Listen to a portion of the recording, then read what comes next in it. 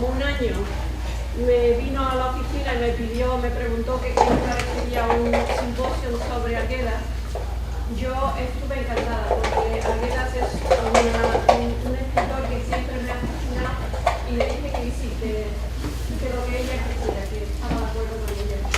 Y ha sido un año casi que hemos estado trabajando, que ha estado trabajando ella, pero que ha sido un placer trabajar con Silvia sobre esta conferencia, que creo que está quedando fenomenal.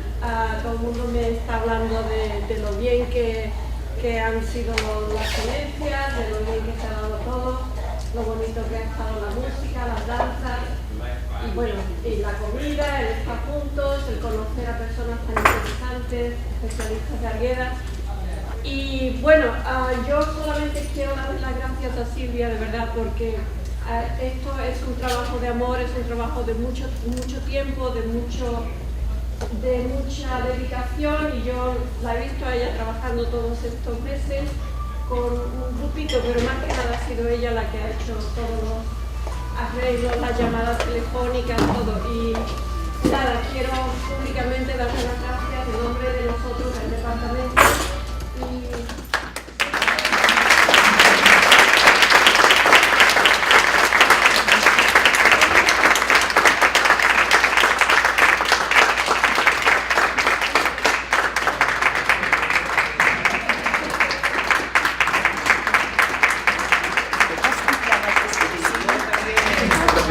En representación del departamento le queríamos dar las gracias por todo el empeño, dedicación que han puesto en la conferencia, que tiene que ser un éxito. Llevo toda la gente que hay y lo ven que se ha coordinado, y este pequeño detalle para ustedes.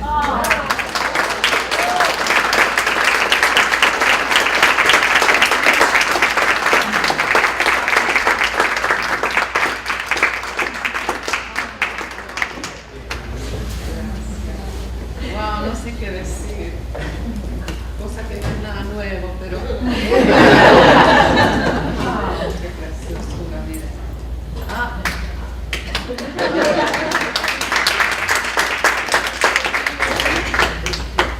Les agradezco mucho a Mercedes sus amables palabras y a todo el mundo. Ha sido verdaderamente un placer ver tanta gente y compartir esos intereses, y quisiera agradecer al departamento, a los colegas, bueno, la administración también de paso, y en fin, a ustedes, porque sin ustedes nunca hubiera sido posible, pero quizás, no sé si la jerarquía académica permite, pero mi agradecimiento más profundo va a los estudiantes de posgrado que ayudaron en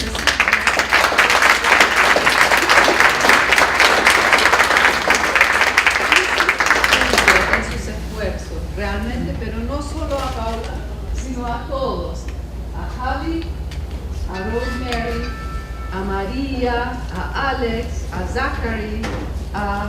¿quién más? Me falta. ¿Quién está ahí en el...? Gabriela. ¿Y hay alguien más?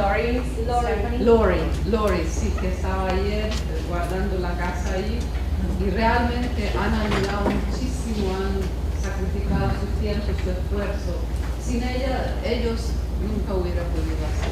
Y a los colegas que han venido, y también una serie de cosas detrás de las, ¿cómo se dice? Escenarios, detrás del escenario. Por ejemplo, la película que van a ver ahora, el dato me la dio Aide Pérez, la colega Aide Pérez.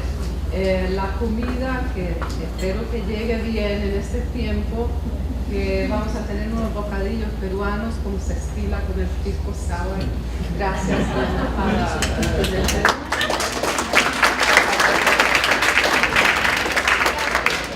María Gladys, la colega María Gladys me dio el dato de este señor. Luego, otros datos que me han llegado de distintos colegas. Una cosa muy importante, la colega Adriana Merino, que se encarga de los estudiantes de los cursos de primero y segundo grado de lengua. Ella arregló todas las sustituciones de los estudiantes, porque 6 de nuestros graduados han leído ponencias, y esto ha sido un placer y también una cosa muy satisfactoria verlos en ese papel, ¿no? Y yo personalmente estoy muy agradecida a todos. Y en eso les dejo y vas a presentar. Bueno,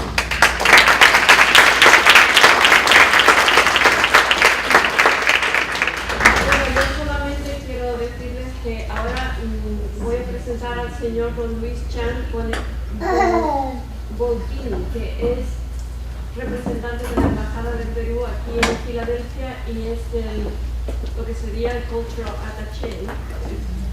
Y él nos va a presentar al ponente principal, don Pedro Lastra.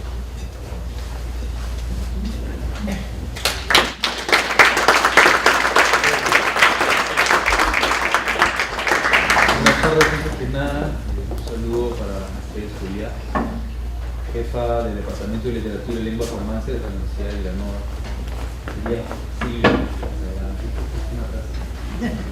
a todos los distinguidos participantes y a los asistentes y al público de todas las personas que han hecho este bellísimo evento posible. Muchas gracias, felicitaciones por esto y realmente queremos expresar nuestro aprecio por habernos tenido aquí en su casa. La columna vertebral de América del Sur, todos sabemos, es una porosa cadena de montañas conocida como la Cordillera de los Andes. En los varios países hay surgidos a inicios del siglo XIX, hay uno en particular, ubicado en el centro hacia la vertiente oeste, que concentra su geografía como un nudo accidentado de todo su territorio, se llama el Perú. Asentados en ese territorio, múltiples civilizaciones dominaron el mundo andino, sobre la base de potenciar la acción colectiva, la reciprocidad simbólica y la solidaridad cultural. El núcleo central de los mitos y prácticas de esas civilizaciones ha sobrevivido en el seno de las comunidades andinas indígenas hasta hoy, cuando el Perú busca definir su proyecto país cerca de celebrar los 200 años de vida republicana. Fueron los escritores indigenistas en las primeras décadas del siglo XX quienes empezaron a mostrar en sus novelas y relatos la extraordinaria dimensión articuladora de la cultura andina, que encarnan las costumbres, creencias y las tradiciones de las comunidades originarias andinoamericanas. Entre ellos destacó sobremanera José María Arguedas, nacido hace 100 años en la Sierra del Perú, en el corazón del mundo quechua. Ahí vivió gran parte de su infancia, empujado por la expulsión a lo que lo sometió su madrastra en parte, aprendiendo la lengua de los Andes, asimilando sus mitos, descifrando así sus íntimos vínculos con la naturaleza. Esta cosmovisión andina nutre la vasta obra de Arguedas y se refleja en sus novelas como Jaguar Fiesta, Los ríos profundos, Todas las sangres, El zorro arriba, El zorro de abajo. A partir de su muerte en 1939, los críticos peruanos y extranjeros han sabido resaltar la importancia de su producción literaria.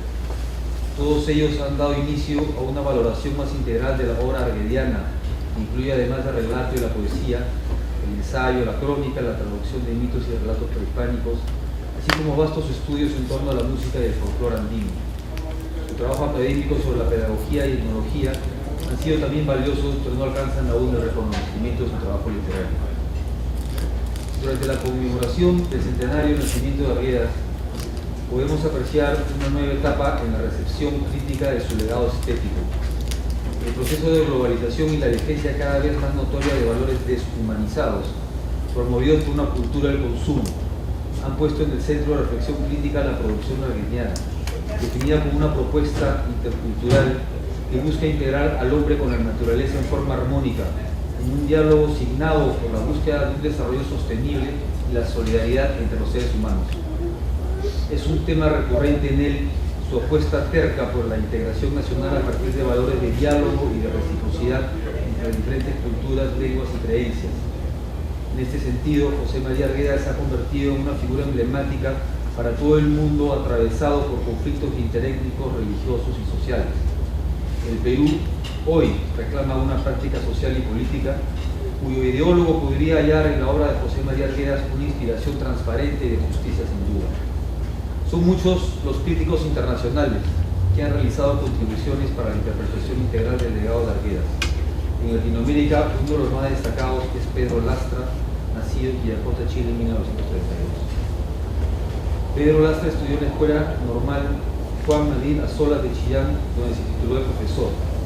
Estudió luego Pedagogía en el Instituto Pedagógico de la Universidad de Chile. Es profesor honorario honoris causa de la Universidad San Marcos de Lima, de la Universidad Ricardo Palma, miembro honorario del Instituto Raúl Porras Barnechea y miembro del número de la Academia Chilena de la Lengua desde mayo del 2011.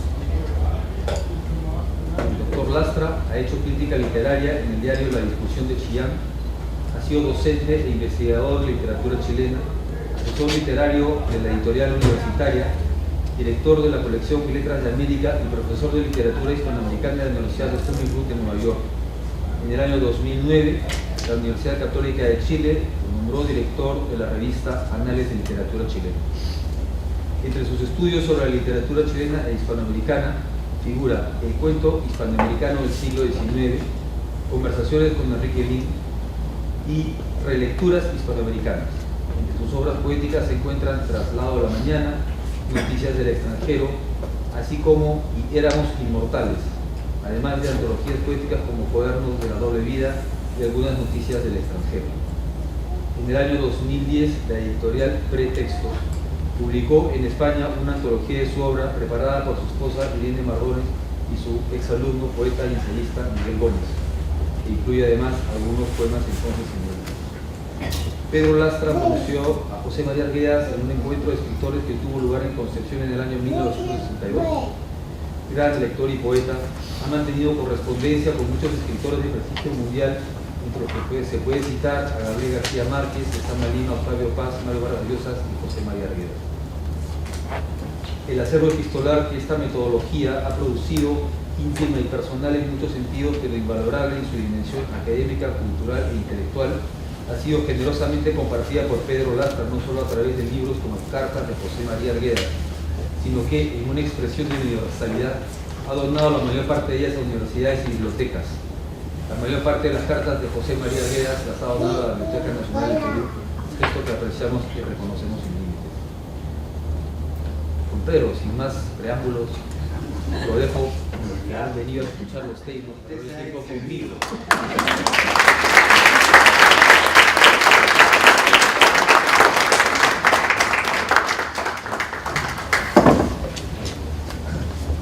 Gracias por esta recepción tan cordial y cariñosa de todos ustedes y por las palabras de Luis Chan, ministro consejero del Embajada de Perú en Estados Unidos.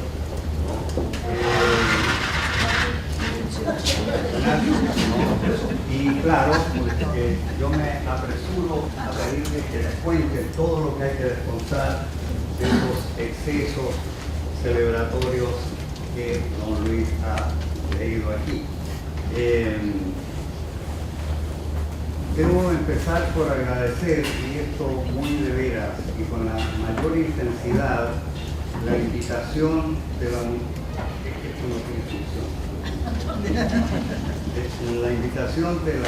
Universidad de Villanova, del Departamento de Lenguas Romances, en la persona de su directora, doctora Mercedes Julián, de los colegas del departamento, y con la mayor intensidad, como digo, la invitación tan cordial de la doctora Silvia Nayli Segni, organizadora y directora de esta reunión que nos convoca en homenaje al centenario de José María Arguedas. Yo quiero hacer extensivo, ¿verdad?, este agradecimiento a la Embajada de Perú en los Estados Unidos. Nada podría ser más animador para mí que una invitación a participar en un coloquio dedicado a la memoria de alguien cuya cercanía como persona y como escritor enriqueció mi vida y a quien debo mucho más de lo que podría decir. Silvia me sugirió recurrir en esta oportunidad a cierta forma testimonial, y esto me decidió enseguida a presentarme ante ustedes, estudiosos distinguidos de una obra pródiga en diversos valores que siempre requerirán nuevos comentarios y aproximaciones. En este coloquio, en efecto, han abundado los aciertos interpretativos y estoy seguro de que cuando se difundan las actas que reúnan las intervenciones leídas en estos días, el conocimiento de la gran obra arguediana ganará en amplitud y en profundidad. Yo no aportaré casi nada en esa dirección, desde luego, sino tal vez en otra que podría entenderse como la reconstrucción de la historia de una amistad. Más de alguien, entre ellos Carlos Germán Belli, en una breve entrevista publicada en 1984, a los 15 años de la muerte de José María, me ha preguntado por la o las razones de mi ausencia en el espacio crítico arguediano. A Carlos Germán, como a otros amigos, les ha llamado la atención que nunca apareciera alguna obra de Argueda como tema de mis notas de lectura. He contestado que esto ha ocurrido porque yo siento esa presencia de una manera tan cercana que me es difícil disociar a la persona que yo conocí del escritor que leo que motiva determinadas reflexiones críticas. No he podido expresar pues en esa clase de discurso lo que me sugiere la lectura de su obra, para mí siempre ligada al recuerdo de una intensa relación fraternal. Solo bajo la especie de un testimonio muy libre, ni siquiera sometido a un orden cronológico demasiado riguroso, he logrado formular algo. Es lo que aquí vuelvo a intentar, sin duda repitiendo lo ya dicho, porque los recuerdos son lo que son, momentos que regresan, situaciones, experiencias compartidas, voces que se escucharon y mucho más. Todo eso que a pesar de las trampas de la memoria no tolera intromisiones ni agregados indebidos, pues tales alteraciones también tienen sus límites. Esto explica y sitúa brevemente el empeño de presentar ciertas imágenes de la persona Argueda, dando por descontado que esa relación se inició en tempranas lecturas, como la de su cuento Barma Cuyay, encontrado en una antología del cuento peruano publicada en Chile. Ese cuento trasminante de una vivencia multiplicada de la marginalidad, del grupo inmediato, del amor, de la sociedad, de la realidad misma, me permitió entrever, si no críticamente, emocionalmente, y esa era la escritura de un poeta. Tal impresión se acentuó con la lectura de Diamantes y Pedernales, Agua, en la edición de 1954. Por eso, cuando apareció su novela Los ríos profundos en 1958, la leí en una tarde y al día siguiente les hice escuchar a mis compañeros más cercanos de la Facultad de Filosofía y Educación de la Universidad de Chile pasajes como aquel ya tan famoso en el cual aparece Ernesto ante el muro inca en el Cusco. Cito: caminé frente al muro piedra tras piedra. En la oscura calle, en el silencio, el muro parecía vivo. Sobre la palma de mis manos llameaba la cintura de las piedras que había tocado.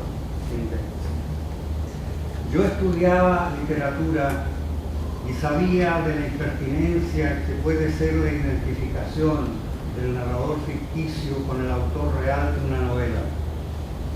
Pero sentía que ese saber no funcionaba del todo frente a Argueda. Yo quería conocer a ese autor, sin tener en ese momento ninguna base para tal suposición. Me imaginaba que el autor real, en este caso, debía parecerse mucho al protagonista de sus narraciones. Pronto tendría la oportunidad de comprobarlo. Pero antes de remitir a esa experiencia, quiero adelantar aquí un dato no especialmente insólito, porque la relación del protagonista argueliano con su creador ha sido señalada más de una vez, y sobre todo por quienes se han detenido, como Alberto Escobar, en la tensionalidad poética de su escritura. Y esto porque a menudo conciliamos sin gran dificultad los dichos de un poeta con manifestaciones expresivas que atestiguan a un hablante real, harto más próximo al lector que un narrador ficticio.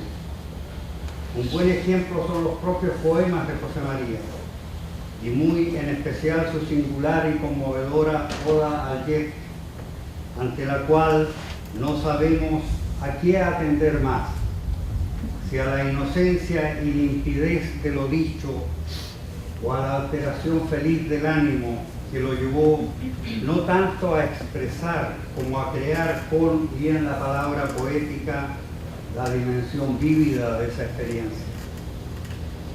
Que el protagonista de Los ríos profundos, llamado Ernesto, mima o dobla en más de un sentido a José María, es una impresión que tienen muchos lectores, aún a partir de un mínimo de información biográfica sobre el escritor.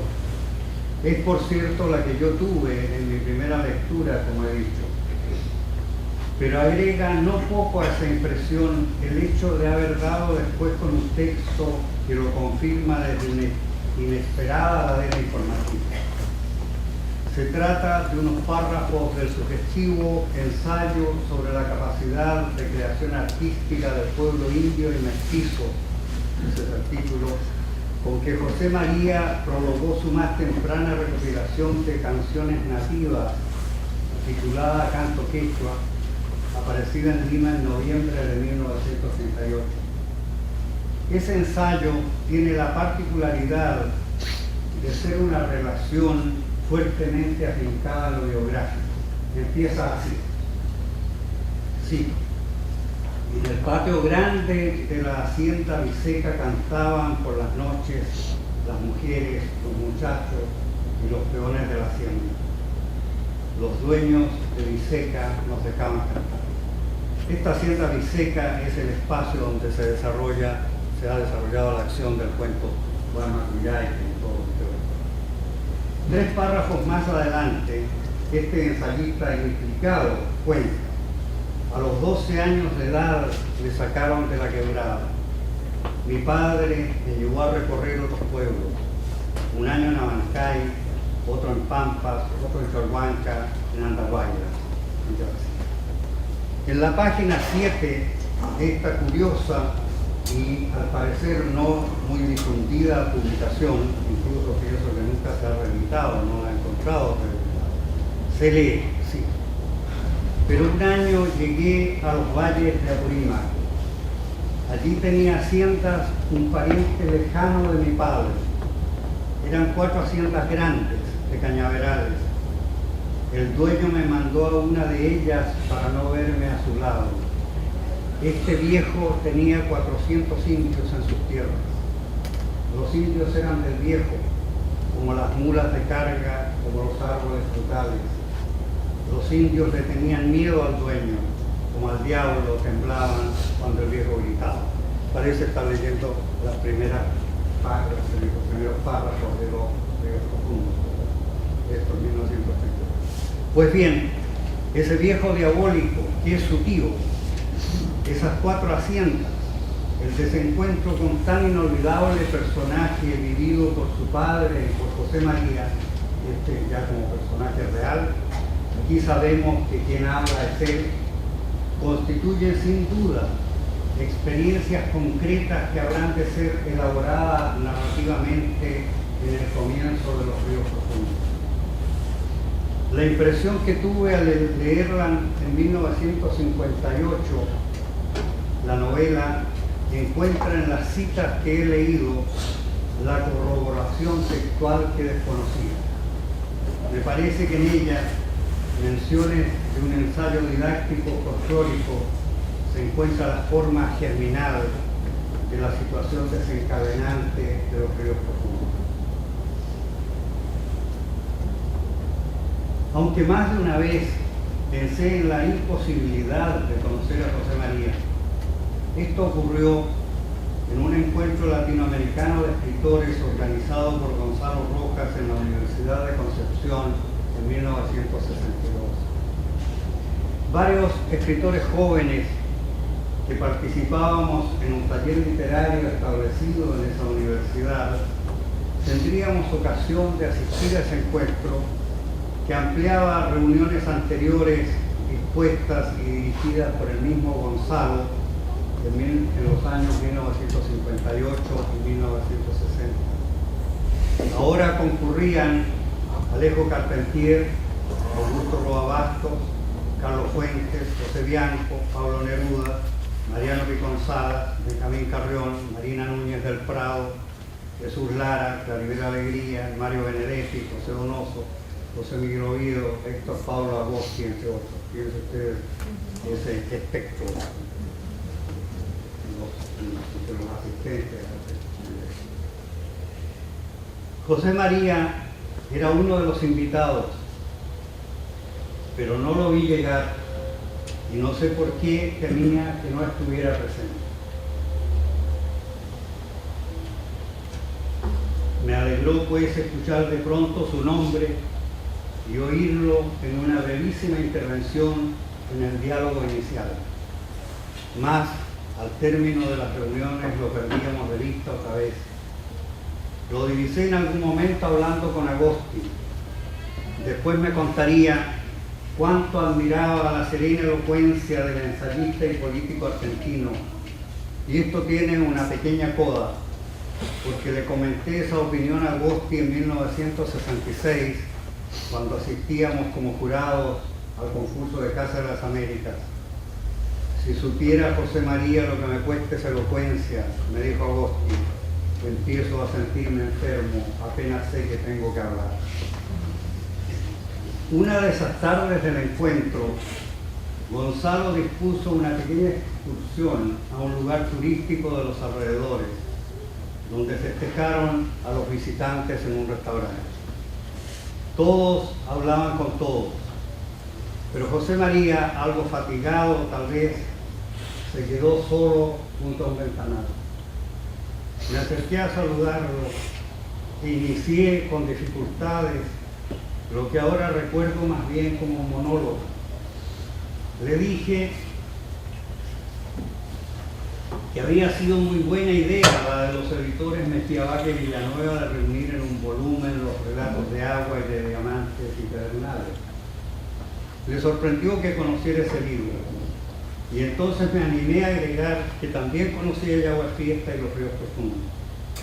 Seguimos conversando en el bus al regresar a la ciudad y quedamos a reencontrarnos en Santiago, donde permanecería por algunos días en la casa de los Mellafes, donde estaba la señora Angelita, que ustedes han mencionado.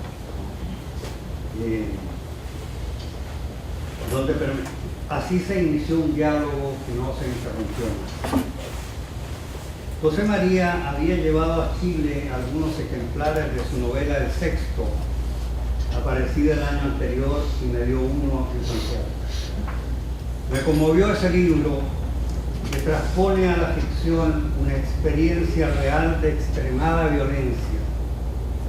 La reclusión de varios meses que padeció José María en ese penal, desde noviembre de 1937 hasta octubre de 1938, a causa de una protesta estudiantil provocada por la visita a Lima de un enviado de Mussolini. Hablamos pues largamente de esa novela durante su permanencia en Santiago. En El Sexto, la presencia abrumadora de la sordidez, de la violencia y de la degradación no debilita la esperanza, la fortalece. La rabia me hace tener esperanza, dice en un momento Alejandro Cámax, un carpintero de Morococha y Cerro, ex campesino de Zapallanga, en el Valle del Mantaro, el compañero de celda de Gabriel, personaje narrador que en la ficción dobla, por decirlo así, pero inequívocamente, al autor real. De Cámac hablamos una tarde. Yo había marcado en mi ejemplar este párrafo. Sí. ¿Qué era más impresionante en Cámac? La claridad de la imagen que tenía del mundo, o los muy pocos medios de los que parecía haberse valido para llegar a descubrimientos tan categóricos y crueles, su facha, sus modales, su modo de tratarme, ya de tú, ya de usted, su cama de paja reforzada de periódicos, su saco y pantalón de hechura poblana, no guardaban relación con la claridad de sus reflexiones y la belleza de su lenguaje. No rebuscaba términos ni los alineaba, como los políticos a los que había oído hasta entonces. Era sin duda un agitador, pero sus palabras nombraban directamente hechos e ideas que nacían de los hechos, como la flor del berro, por ejemplo, que crece de las aguadas. Me atrevo a adelantar una hipótesis de trabajo, cierta idea que me ha visitado más de una vez. Yo creo que la escritura del sexto anticipa germinalmente la violencia expresiva que se hace presente en uno de los niveles temáticos del Zorro de arriba y del Zorro de abajo, el que tiene que ver con personajes y ambientes sórdidos y degradados. Es una especie de prueba inicial del uso del lenguaje. En ese nivel me parece que sería posible, no lo he comprobado, es una idea que puede no llevar a ninguna parte, pero que a lo mejor puede ser también suficientemente rendidora, ¿no? Lo observé que la entereza y la sabiduría de Cámac y la plasticidad de su habla me parecían aspectos memorables de la novela. Y entonces me contó cómo al estudiar el folclore del lenguaje, el folclore del Valle del Mantaro, había podido precisar esas modalidades del lenguaje de la persona inolvidable del libro que proyectaba desde los años de la prisión. Mi interés por el tema lo entusiasmó y me prometió un ejemplar de la revista Folclore Americano, en la cual había aparecido en 1953, anotada por él, una extensa recopilación de cuentos mágicos realistas y de canciones tradicionales del Valle del Mantaro, provincia de Jauja y Concepción. Cuando leas esos cuentos vas a acordarte de Cámac, me decía. En una carta del 20 de febrero de 1962 me anuncia ese tan apreciable regalo. Te envío por correo ordinario el primer número de Folclore Americano. Perdona que sea un ejemplar tan maltratado, es el único que nos queda y solíamos prestarlo con frecuencia. La recopilación es notable por muchas razones. Un libro cabal en realidad, 193 páginas del total de 322 que tiene la revista. Casi 50 años después, al recorrer sus páginas, no solo me acuerdo de Cámac, sino que vuelvo a encontrar en un trabajo admirable por la novedad de su asunto, por la solidez de su información y por su solvencia científica, la tensión lírica que anima sus descripciones del paisaje del área geográfica que estudia. Cito: el luminoso y espléndido valle y sus frutos contrastan con el semblante grave de las montañas. Esta sensación de contraste despierta en el espíritu del viajero sensible la siempre latente inclinación a lo mágico o a lo mágico estético. He aquí un picaflor brillante como una esmeralda. Vibran sus alas dentro de una flor gigante de maguey. Su pequeño cuerpo fulgura sobre el fondo lejano de azul profundo de la cordillera. Otra nota que años después habría de resultarme inquietante por decirlo menos, en esa recopilación, es la serie de narraciones de condenados, entre las cuales José María estableció una categoría especial, así la designa, de relatos de suicidas. En esos relatos, el suicida aparece como, cito, un personaje benéfico, una figura tierna y poética que expía la culpa de un pecado de orden cristiano, prestando servicios a su familia. Amantísimo y triste, uno de ellos, al despedirse, deja en su casa como recuerdo flores y piedras de la otra vida. Otro le ruega a su madre, no llores, pues cuando lo haces, el río se lleva mis inmensos cañaverales y mis hermosas flores. Al releer esas líneas, recuerdo inevitablemente la nota de despedida encontrada en un sobre con los elementos que me encomendó y que solo debía abrir si le ocurría algún accidente gravísimo. Cito: envía una copia de los dos documentos a Ángel Rama y a Roberto Fernández Remanado. No me olvides, Rita Luisa. Sí.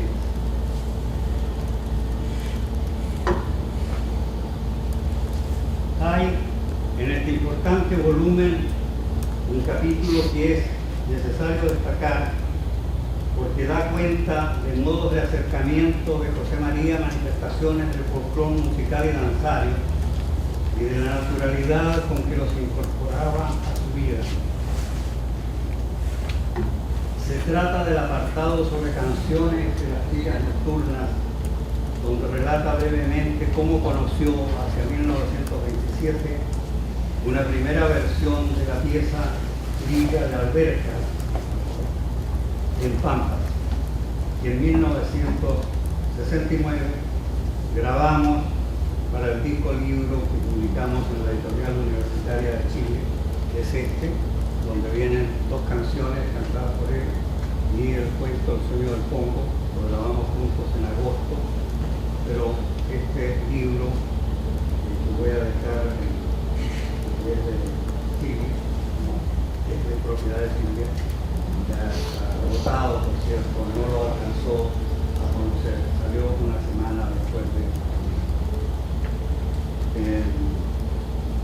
se ha señalado muchas veces el valor que la música y el canto tenían para él. Hay trabajos excelentes sobre este aspecto en relación con su literatura y con su vida. John Murray, por ejemplo, en un artículo publicado en la revista Iberoamericana en 1983, comenta una carta reveladora. Según ese comentario, Arguedas había dado una conferencia, cito, en la Universidad Agraria que le pareció había salido muy mal. Para que esa pobre gente que había venido de lejos no se sintiera defraudada, les cantó la canción de la recolección de arvejas que está. 3 semanas después lo invitaron a la Universidad de Ingeniería y esta conferencia le pareció bien. Pero los ingenieros habían escuchado que a los agrónomos les había cantado. Y a nosotros no, dijo él. La conferencia fue buena. Y no tengo que compensarla con una canción. Y no cantó. Aquí la citan. Ese relato me lleva a referir un episodio santiaguino de junio de 1967. A mediados de este año iniciamos en la editorial universitaria la serie Letras de América que yo dirigí por los ríos profundos. Para nosotros el acontecimiento era importante y aún más que José María estuviera dispuesto a dar una conferencia en el Salón de Honor de la Universidad de Chile, en la cual analizaría su propia obra. Su título, Realidad humana y experiencia literaria. Me correspondió presentar a nuestro invitado a un auditorio considerable.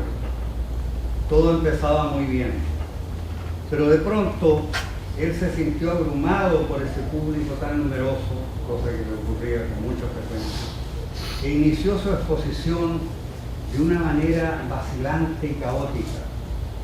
Yo estaba desolado, me culpaba por haber puesto a mi amigo en semejante situación y comenzaba a sentir como la inminencia de un desastre, cuando José María se detuvo y dijo con una energía absolutamente insólita: todo esto que he dicho no sirve para nada.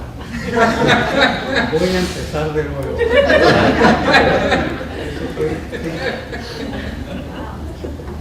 Los asistentes, que de veras lo admiraban, recibieron esa declaración con una simpatía que se tradujo en un aplauso general. La conferencia fue brillante, sin duda la mejor de las que pronunció en Chile, y él supo claramente, como lo que cuenta Murra, que su presentación había sido muy buena. Al regresar a casa, me comentó con gracia y con humor: me han aplaudido como a un artista de cine. En una carta suya, fechada el 8 de julio de 1962, hay un párrafo que me parece de especial interés. Dice así: sí, desde que llegué de Santiago, escribí 150 páginas de mi tesis, una serie de artículos y un Ayi-Taki, himno oración en quechua a Tupac Amaru, que esta mañana fue comentado. Lo he traducido y va a entrar en prensa esta semana. Es la primera vez que me aventuro a escribir formalmente en quechua. Los amigos están entusiasmados con esta composición y un empleado del museo, almacenero, semianalfabeto, a quien leí el poema, tuvo que hacer un esfuerzo grande para no echarse a llorar. Lo he escrito en quechua. Esta imagen de José María estaría muy incompleta sin la referencia a su escritura poética, iniciada a nuestro padre creador Tupac Amaru. Y aunque él señaló enfáticamente en 1966, en una conversación con Chester Christian, que no era el castellano el vehículo de expresión de su sentimiento poético, es evidente, sin embargo, que a pesar de que no estamos en condiciones de apreciar la diferencia, las traducciones que hizo de sus propios textos nos llegan como auténticos poemas en español. Desde nuestros primeros encuentros, José María se propuso hacerme conocer el Perú, aunque yo no pude viajar sino en noviembre de 1964. Y como no les era posible a los Arguedas alojarme en su departamento, discurrieron una solución muy singular, que fue la de convertirme, como decía José María, en una pieza de museo por el tiempo de mi estancia en Lima. Alicia Bustamante Bernal, cuñada de José María, era la creadora y dueña de un formidable museo de arte popular que llenaba varias piezas de una vieja casona situada en la plazoleta de San Agustín. Ustedes deben haberla conocido, en la Peña Pancho Fierro. Era un lugar famoso, la Peña Pancho Fierro, sobre la que hay incluso páginas de viajeros. Me instalaron allí y dormí en ese lugar por más de un mes y hasta escribí ahí parte de las conferencias que di en Lima. Era una sensación muy curiosa, muy fascinante, caminar en la noche por esas salas llenas de retablos, cueritos de pucará y otras figuraciones de la imaginería popular peruana de diversas zonas del país, para mí familiares y entrañables desde entonces. Y como según decía José María, yo era una pieza móvil. podía y tenía que desplazarme hacia otra región. Se empeñó pues en mandarme a Cusco. Allá fui a repetir mis conferencias sobre poesía chilena, provisto incluso con el abrigo de José María, de cuya absoluta necesidad me di cuenta en esas frías noches cusqueñas. De esa experiencia intensísima, relataré brevemente 2 episodios por las consecuencias que José María desprendió, sobre todo de uno de ellos, el que me hizo ver. Visité un día las ruinas de Pisa, que se encuentran en una altura considerable que se inicia desde las orillas del río Vilcanoja, nombre que toma el Urubamba en la región cusqueña. Me acompañaron en ese viaje 3 jóvenes profesores peruanos de educación física, que ese dato es importante. Tiene proyección. Profesor de educación física, y yo estoy negado. Había conocido unos días antes en Madrid y que asistían en el Cusco a una reunión de su especialidad. La famosa fortaleza incaica es verdaderamente impresionante. Desde ella se domina todo el área en la cual está ahora la población, muy conocida por sus animadas ferias dominicales. Subíamos trabajosamente a esa fortaleza cuando nos enfrentó un indio joven que bajaba a medio correr llevando una gran carga de ramas a su espalda. Se detuvo abruptamente al vernos y con manifiesto temor y humildad nos dijo: señores, permiso para pasar. Me impresionaron el gesto y la mirada de ese hombre cuya conducta era ajena a mis experiencias con gente de mi país, y avancé hacia él con el propósito de darle algunas frutas de un paquete que yo llevaba. Me miró con temor aún más acusado y retrocedió unos pasos, pensando tal vez en alguna burla de mi parte, hasta que uno de mis acompañantes le habló en quechua, diciéndole que mi ánimo era el de regalarle esa fruta. Entonces la recibió con extrañeza, como citó algunas palabras y se fue con gran felicidad. Es esa una imagen nunca olvidada y una especie de anticipo de lo que ocurriría al regresar al pueblo, el que realicé muy fatigado. Mis compañeros, muy ágiles, eran profesores de educación física, se me adelantaron al llegar al plano, y entonces yo me detuve a conversar con un anciano indio que salió de la primera casa del lugar. Le conté que yo venía de otro país, y era la primera vez que visitaba este pueblo, que las ruinas de esa fortaleza me habían sorprendido mucho. Él me acompañó luego hasta la pequeña plazuela donde me esperaban mis amigos. José María se impresionó con ese simple relato, y por Alberto Escobar supe que lo refirió más de una vez a otras personas. Tú no sabes, me dijo, lo que habrá sido para ese indio caminar junto a un joven señor, conversando con él como con un igual. Lo contará después entre los suyos y no le creerá.